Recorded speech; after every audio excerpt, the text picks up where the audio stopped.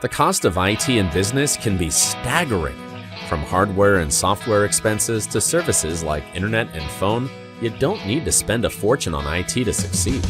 If your organization spends more than $500 monthly on any service, or you're considering signing a long-term contract, IT Enabled can help you manage your technology and minimize your costs. Contact us today to schedule a free consultation. IT Enabled, we're here to help.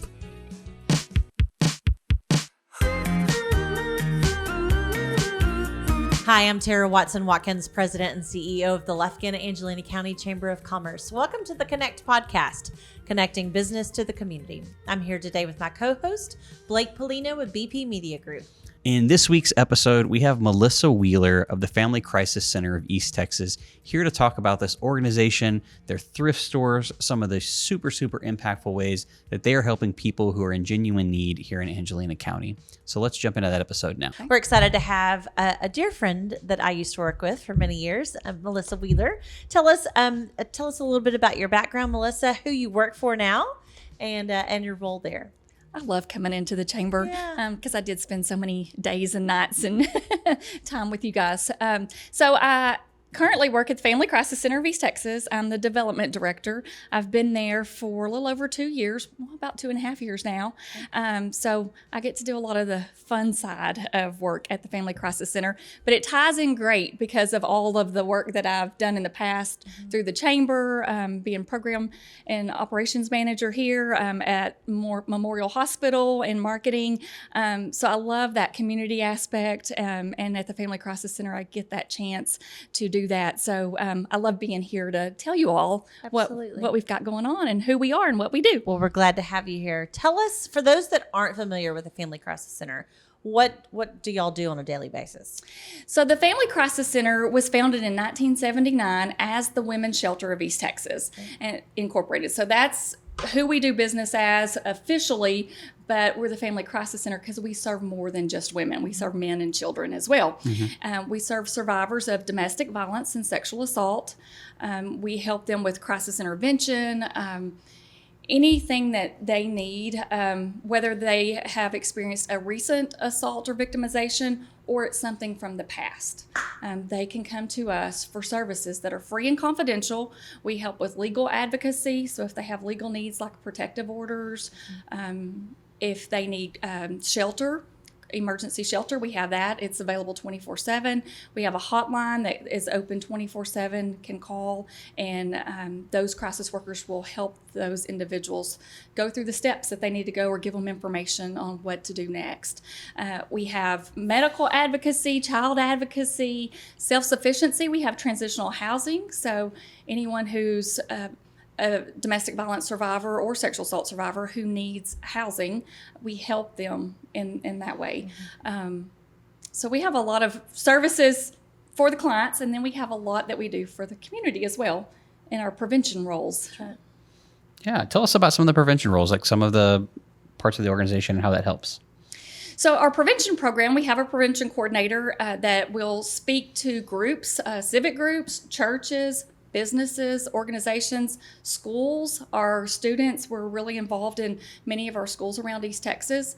The Family Crisis Center, our service area is 9 counties. So we reach Angelina, Nacogdoches, Houston County, Polk County, Sabine, St. Augustine, San Jacinto, Shelby, and Trinity County. Wow. So it's a really big footprint. It is a big footprint. So a lot of miles in between where we are, Lufkin, our administrative office, and all of our outreach areas that we serve.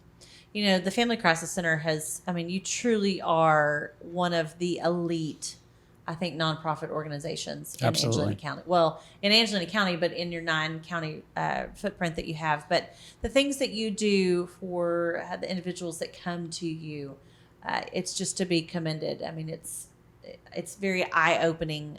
My husband, Brent, has sat on that board for many, many years. And he's not one to stay on a board, and he believes in that organization so much. And you just do such a great job with men, children, and especially women. Yes, well, thank you. It's really been an honor, and it's been eye-opening for me. Living here in Lufkin, Angelina County, my whole life, working at the chamber for the time I did, I thought I knew about the Family Crisis Center, and then when I went to work there, I was really educated. I still sometimes don't have the grasp of everything and how things come together, and it gives me chill bumps right now to even talk about some of the things that I've seen and witnessed, and how the blessings of helping people in their darkest, hardest times in life. Absolutely. And how they oftentimes have nowhere else to turn. They've maybe tried to turn to family in the past and friends, and because it's such a hard situation for everyone involved, they have nowhere else to go. And so when they come to us, we're able to stand by them and help them and walk them through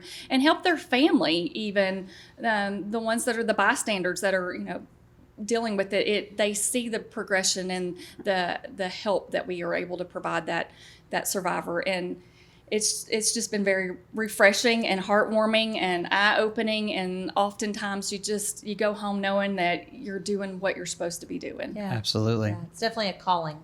It's definitely a calling. So those that are the direct client services, that is not my field, but I feel that passion from them, right. and that love and that care that they have, and that work. They're determined and dedicated that they're going to do whatever that they need to do to help that client, that survivor, go forward. That's great. It's amazing. And there are a lot of nonprofits in Angelina County in this area.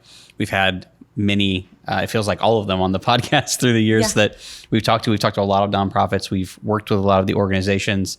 And I went through the Leading Edge program here at the Chamber last year. We were the first class that went through, and we learned a lot about nonprofits and board governance and what makes a nonprofit great. And it just, throughout the entire class, it was just constantly repeated. And the Family Crisis Center was used as an example of a great nonprofit and a great board because of how effective you guys are and how great you do for the community. So we're really happy to have you on to talk about that. So people who are in need of these services, men, women, children, how do they go about using you or finding you or utilizing your services? How does that process work? Well, first I want to say we're definitely blessed to have great leadership through the years with our board, with the executive directors that we've had and staff. So that's, I believe that history of these 40 plus years have really helped to get us to where we are today, and we have vision for so much more. For sure. But so people who are in need, how would someone find you to utilize the services at the Family Crisis Center? So there's many ways to find us. Of course, you can look online you can look for emergency shelter, domestic. There's a lot of wording: domestic violence, sexual assault, help. But our website is Family Crisis Center of East Texas, spelled out.com. Or you can do it the short way, FCCET.com. But Family Crisis Center of East Texas.com. That's one way to find out information. Many of the nonprofits in town know who we are because we all work together. We're all resources for one another, and we refer our clients to one another. So if you're already working with an organization, you can definitely talk to someone there and they can guide you to us. We also have a 1-800 number. It's a hotline number. It's 1-800-828-7233. If you need to help remembering that, it's 1-800-828-SAFE. You can call us 24/7. We have our admin phone numbers and our outreach offices. There's outreach offices in Lufkin, Nacogdoches, in Crockett in Houston County, in St. Augustine, and at SFA. So if you're an SFA student and you're needing help, there's on-campus facilities and resources for you. We also have some connections over at Angelina College as well, so you can check there and they can guide you to us as well if you're an Angelina College student needing some resources and information. So we're just ask around, do a little bit of research, and it's not hard to find us. Yeah, I think that's great. Because I think for the type of services that you provide, I think sometimes it is difficult for people to want to reach out for help or even know that they need help a lot of times. So for them to be able to find you easily, I think that's very, very, very important and a very awesome thing that you do. Yes. So in October, it is Domestic Violence Awareness Month. What do you have going on? Yes. For the month of October. So October is always a busy month, Domestic Violence Awareness Month, because we want to make sure we're getting the word out there that oftentimes survivors of domestic violence don't even realize that they are being victimized, because it's not just about physical abuse. It's mental abuse, emotional abuse, financial abuse, verbal abuse. There's all different forms of manipulation and control and gaslighting and things that sometimes you don't realize you're mixed up in that, and that's what's happening to you until at some point later when you're in a trauma situation. And so we like to use October as a way to get that awareness out, like here are some of the signs, here's what you can do if it's you who's experiencing this, or what you would want to do to help someone else that you know. Believe them, make sure that they feel that you are on their side and that you support them and that you have enough information to send them to us should they need it. So what we try to do is plan a lot of different events through the month in all of the counties that we serve. So we have a red carpet salute scheduled with you guys. That date is tentative now because we've had a few little changes come up. Okay. But we also have an event at our thrift stores, because we have 2 thrift stores, one in Lufkin and one in Nacogdoches, that help with our funding, that are awesome and amazing because of the great communities that we're in. But we have an event coming up on Tuesday, October 25th, that evening. It's a thrift store date night event. It's going to be really exciting. Cool. I hope that you all can come, and we're really going to promote why the thrift store, who we are as an agency, what we do, how those thrift stores tie in, the importance of them, and how the people in the community come together, and different fun ways that you can look at the thrift store versus just making donations or just coming in to see if you can find odds or ends maybe for your home, or clothing for your children or yourself. But we have all those things, and we have some really good ticket items that come through those stores too. Yeah. It's pretty impressive, some of the valued items that we have. Sure. But fun ways that you can incorporate the thrift store into your thoughts and plans of shopping and parties and get-togethers and date nights. And so I look forward to getting more information out. Mark your calendar, October 25th. Yes, I have to hear more about the date night thing. What can you tell us more about that, or is it? Well, it was actually, I had seen that in some different towns, there was people that had posted about going to the thrift stores and having a date night with their spouse or significant other, even friends, a group of friends just having a fun night. So maybe on Friday, they would go shopping at the thrift store. Everybody had $20 or $25. Yes, that's where I thought this was going. So you can do it different ways. And so that's what I want to promote. Fun. I can either take my $20 and buy for me, or I can take my $20 and buy for you. And then you have to wear whatever I buy for you to wear. Oh, that's funny. Or we can have like a theme, like tonight is themed, whatever we want it to be. So we're going to shop the store to come up with that rock and roll band theme or whatever. How fun. And then whether it be Friday night or Saturday, whatever your plans are, then you go out dressed however. Or if you're looking for formal attire and you're like, you know what, I just want to go out to a restaurant dressed and, feel like I've go get my hair fixed or fix my hair and not spend a lot of money doing that. So we just I've taken many a cocktail dress there. Yes. So I want us to think of the thrift store in so many different ways, and really understand what it is that we do and why we do what we do there, and have a great time with it. So that's why I asked about that, because we have to keep up with social media trends for what we do, which and a lot of times is very unfortunate part of the business that we have to do. But one of those is gotten really popular is people will go on date nights and you'll take $20 or whatever, and you have to go buy the outfit for your partner to wear that night on a date, and you can get crazy with it or whatever. And it's you guys are in a cool place right now, society wise, as far as the thrift stores go.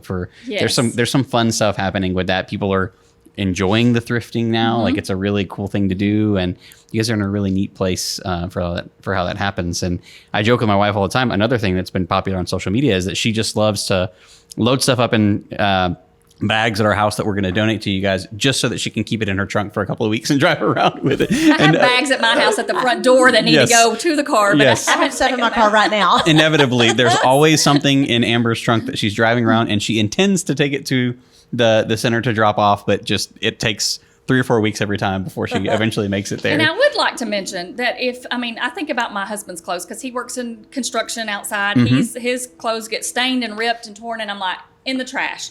Hold off. If you've got a bag of things that you're bringing to the thrift store, throw those items in with those bags. We won't sell them in the store typically, but we do have a company that comes in and picks up our salvage, and we get paid for salvage. So your trash is money for us. Awesome. But I mean, now I don't want Trash. Trash, garbage, per se, things that are broken and things like that. But when it comes to clothing and material items, and we sell shoes, so if you've got one shoe and you don't know where the other one went, because sometimes they throw it in the bag, send it to us, and we can send it to the salvage and actually get money for poundage. That's really good to know. Yeah. Well, awesome. We have definitely done our part, I would say, in making sure that you guys have products. It's our family's go-to place to donate things, and we sure appreciate that you guys are there. So where can people, you talked about the website for people who may need your services, but for people who want to contribute to the cause, to the Crisis Center, to help make things better, how can people be involved? We love for people to be involved. We do have a donation link on our website, so you can donate there. There's a PayPal link built in too if you like PayPal, so you can do that electronically. Either way, of course, we take checks and cash that can be mailed to our admin office at P.O. Box 510, Lufkin, Texas 75902, or I mean, sometimes we even have people stop by the thrift store and ask for a manager and say, hey, I want to make this donation. That's acceptable too. They will take it and give it to us. That's great. That's an option.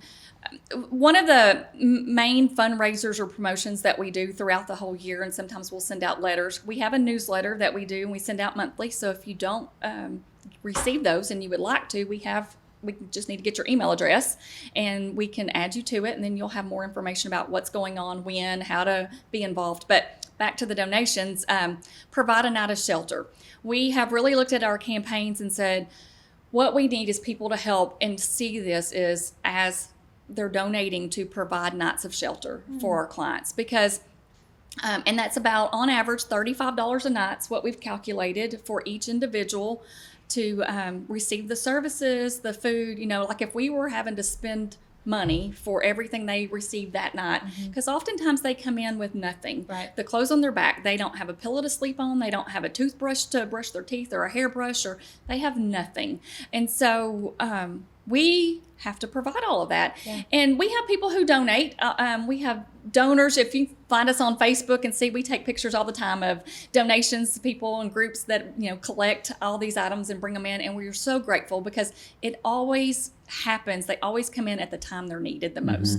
And so they can do that. They can call us at our outreach offices in whatever city that they're in, and we can take those at those offices, and then they can be distributed to those clients there in those towns, or it can be brought over to our safe house and given to the clients as they come through the shelter.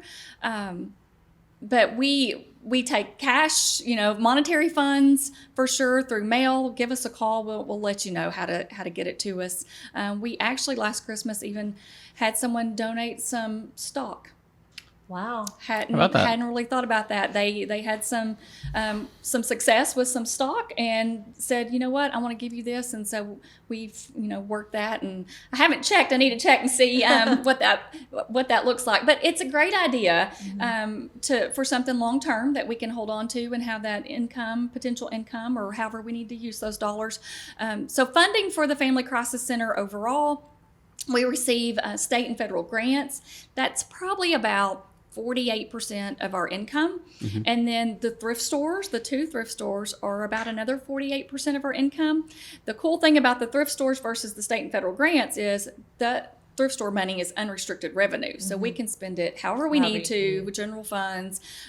What comes through with federal and state grants, we really have to watch how we spend that, because we ask for the money to spend it in certain ways, and then we have to show that that's how we're spending it, and we're really utilizing that money as expected. And so we do a great job with that. I love our team and how we make that happen. The other 4% that comes in is usually like some small foundations, local community giving, fundraising.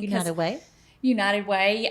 We do not have a huge fundraising campaign that, like overall that we do now, because we have been so blessed and we're able to use the thrift stores. But from time to time, we look at opportunities and say, you know what, here's some ideas. Maybe we'll add this to some fundraising. And so you might see some things coming up we do have some goals and dreams that will take fundraising to do when the time is right to do that. Well, thank you for all that you do for our community and for all the 9 counties that you serve. So thank you so much. Thank you. Yeah. Thank y'all for having me here. Yeah, we really appreciate that. If people want to learn more about the Crisis Center, where can they do that? Where can they find out more about you? You can go on the website, Family Crisis Center of East Texas, spelled out.com, and you can find a lot of information. You can give us a call at our admin office, 936-639-1681. Or if you're in a crisis situation and you need the hotline, call that number, 1-800-828-SAFE, 1-800-828-7233. Awesome. And you guys are on all the social medias and things like that. People can find you there. Come find us. We try to add some fun and some information, and we'll partner up, whatever Awareness Month or, National Day of this recognition or that, and try to do some things. You can find a lot of great information, a lot of online things out there that you probably didn't know about that you might want to know about. Go to our Facebook page and Instagram, and you'll see. Awesome. Great.